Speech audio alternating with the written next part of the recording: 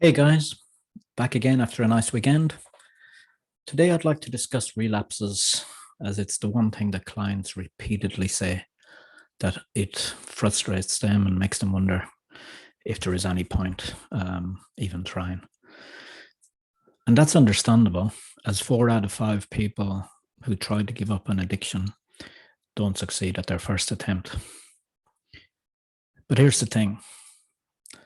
Just like riding a bike, learning how to live without that crutch is, for many of us, a whole new skill set. By the way, this is not about giving something up, like most of us believe.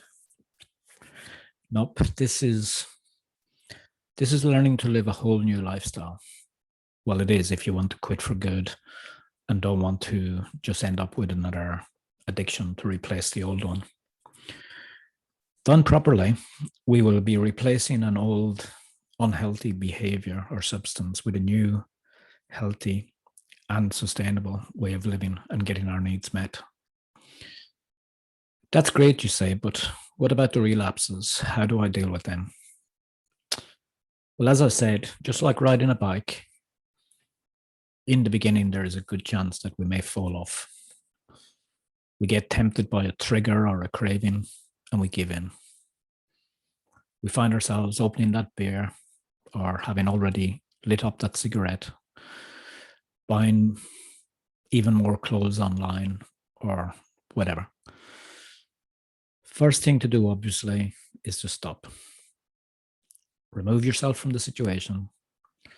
Take some time out alone and think about what just happened. Analyze the triggers, etc., and learn from it. The important thing here is to not worry or panic or get upset by your relapse.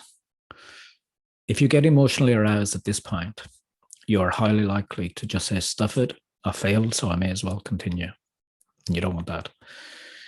So we need to stay calm so that our observing self, our rational mind, can analyze the triggers that led up to the relapse, to the event.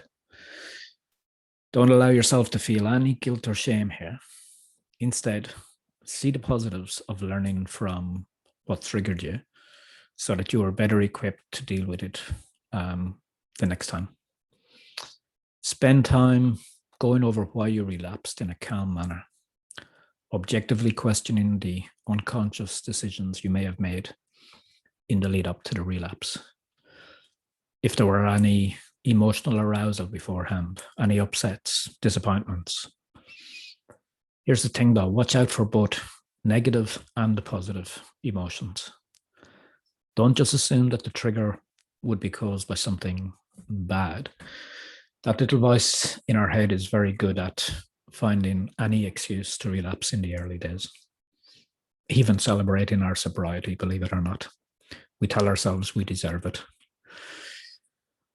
Once you have finished analyzing and learning from this lesson, as that's all the relapse needs to be, if you have learned from it that, this is another trigger to avoid, it is time to put it behind you and commit once again to your new lifestyle without needing that crutch.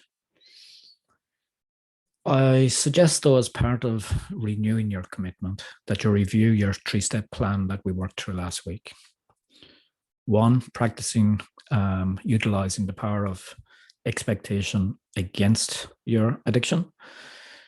2, transform your lifestyle by getting your physical and emotional needs met. And 3, this one, anticipate your triggers and any possible high-risk situations so that you hopefully won't relapse again. Cheers, guys. Until the next time, and as usual, reach out if you are ready to quit, and please share with anyone that needs to hear this. See ya.